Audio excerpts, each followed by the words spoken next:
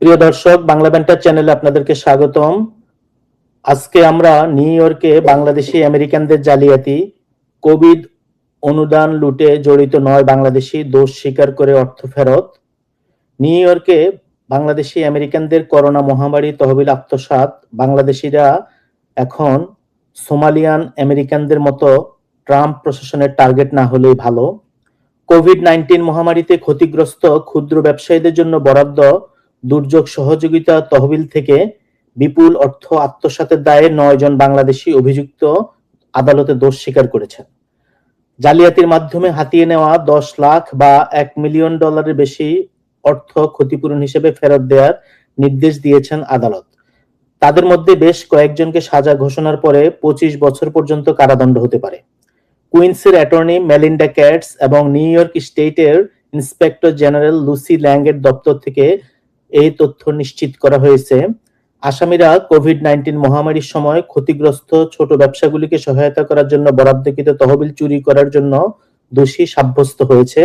তাদের পরিচয় এখন আদালতে নিশ্চিত করা হয়েছে। তদন্ত দেখা গেছে 2020 সালের জুন মাসে অভিযুক্তরা নিউ ইয়র্ক স্টেটের empire development pandemic small business recovery grant প্রোগ্রামের আওতায় ভুয়া ব্যবসার নামে একাধিক আবেদনপত্র জমা দেন।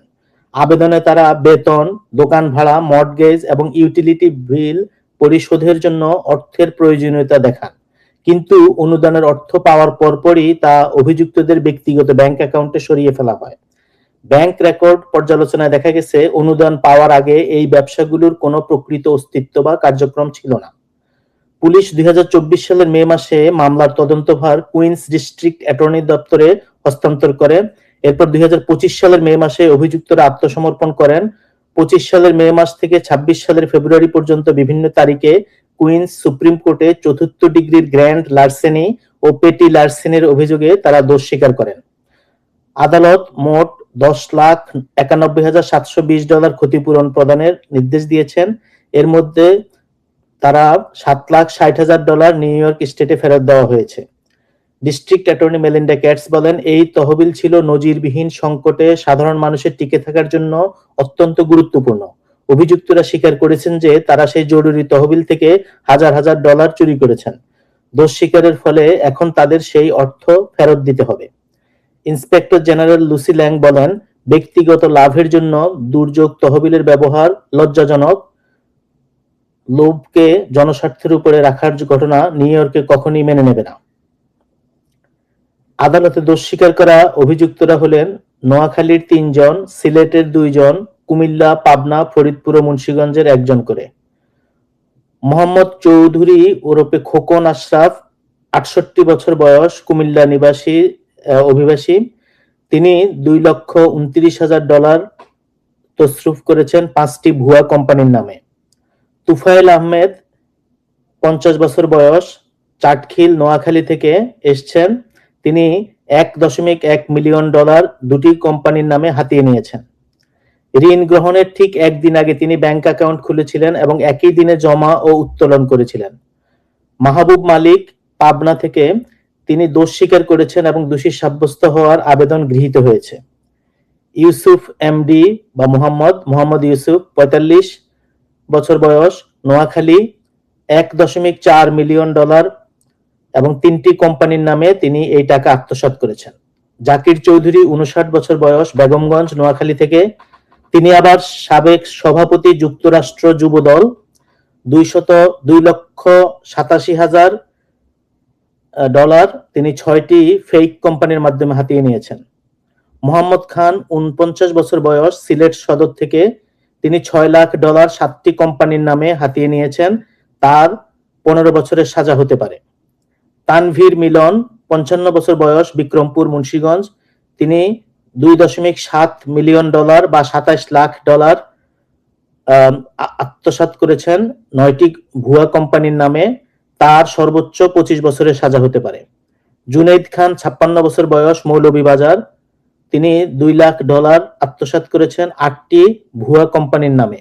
নাদিম শেখ, 56 বছর বয়স, ফরিদপুর, তিনি $1 লাখ 2টি ভুয়া কোম্পানির নামে তছরুফ করেছেন। অভিযুক্তরা বেশিরভাগ নিউ ইয়র্কের কুইন্স, নাসাউ ও সাফক কাউন্টির বিভিন্ন এলাকার বাসিন্দা। তো 2026 সালের প্রথম দিকে যে ট্রাম্প বলেছিলেন যুক্তরাষ্ট্রের সরকারি সহায়তা নেয় অর্ধেকের বেশি বাংলাদেশি পরিবার। যুক্তরাষ্ট্রে বসবাসরত অভিবাসী পরিবারগুলো কি হারে সরকারি সহায়তা বা ওয়েলফেয়ার সুবিধা গ্রহণ করছে তার একটি দেশভিত্তিক তালিকা প্রকাশ করেছেন মার্কিন প্রেসিডেন্ট ডোনাল্ড ট্রাম্প। সেই তালিকায় দেখা গেছে দেশটিতে বসবাসরত বাংলাদেশি অভিবাসী পরিবারগুলো অর্ধেকেরও বেশি অর্থাৎ প্রায় 54.8% পরিবার কোনো না কোনো ধরনের সরকারি সহায়তা নেয়। ট্রাম্প নিজের সামাজিক যোগাযোগ মাধ্যম ট্রুথ সোশ্যালে 120টি দেশ ও অঞ্চলের এই তালিকা প্রকাশ করেন। ট্রাম্পের প্রকাশিত immigrant welfare recipient rates by country of origin শীর্ষক এই তালিকায় দেখা যায় দক্ষিণ এশিয়ার দেশগুলোর মধ্যে বাংলাদেশের অবস্থান বেশ উপরের দিকে। তালিকার তথ্য অনুযায়ী বাংলাদেশিদের চেয়ে বেশি সহায়তা নেয় ভুটান 81.4% ও আফগানিস্তান 68.1% অভিবাসীরা। এছাড়া পাকিস্তানের 40.2% এবং নেপালের 34.8% পরিবার সরকারি সহায়তা পেয়ে থাকে। গত বছর নিউ ইয়র্কে হোম কেয়ার সেবার নামে বাংলাদেশি আমেরিকান দুই ব্যক্তির $68 মিলিয়ন ভয়াবহ জালিয়াতি নিয়ে খবর প্রকাশিত হয়। এই জালিয়াতি চক্রের কেন্দ্রবিন্দুতে ছিলেন দুই ব্যক্তি, একজন জাকিয়া খান, অন্যজন তার ঘনিষ্ঠ ব্যবসায়ী সহযোগী আহসান ইজাজ। তারা ব্রুকলিনে দুটি সামাজিক প্রাপ্তবয়স্ক ডে কেয়ার সেন্টারের মালিক ছিলেন। বাংলাদেশি আমেরিকান জাকিয়া খান আদালতে স্বীকার করেন যে তিনি প্রায় $68 মিলিয়ন মেডিকেইড জালিয়াতির ষড়যন্ত্রে সক্রিয়ভাবে জড়িত ছিলেন এবং এই কার্যক্রম তার মালিকানাধীন ও নিয়ন্ত্রিত প্রতিষ্ঠানের মাধ্যমে পরিচালিত হয়েছে। মার্কিন সরকার তখন জাকিয়া খানের কাছ থেকে $5 মিলিয়ন বাজেয়াপ্ত করে। করোনা ফান্ডের তছরূপ এবং সরকারি সহায়তা নিয়ে দুর্নীতির কারণে ট্রাম্প বাংলাদেশি অভিবাসীদের সোমালিয়ানদের মতো টার্গেট করলে কমিউনিটির সবার জন্য সমস্যা হবে। বর্তমানে সরকারের নজর কোনো বিশেষ কমিউনিটির উপরে পড়ুক এটা কেউই চাইবে না। একটা জিনিস সবাইকে মনে রাখতে হবে, বিদেশে বা আমেরিকার মতো দেশে বাংলাদেশের মতো দুর্নীতি করে পার পাওয়া যাবে না। বিশেষ করে ফাইন্যান্সিয়াল ব্যাপারে দুর্নীতি করলে আজ হোক কাল হোক ধরা পড়তেই হবে। সুতরাং এসব বিষয়ে সবাইকে খুব সতর্ক এবং সাবধান থাকতে হবে। Thank you.